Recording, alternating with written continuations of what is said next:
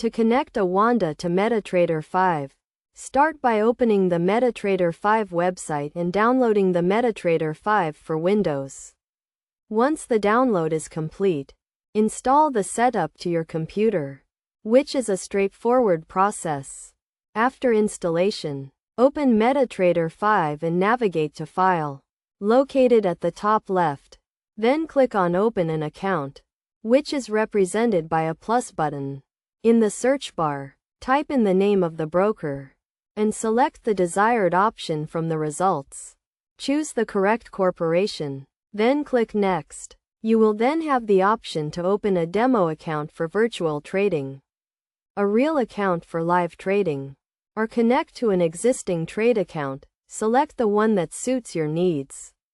If logging in, enter your login details, password, and server information. Then press Finish. This will successfully connect the Oanda to MetaTrader 5.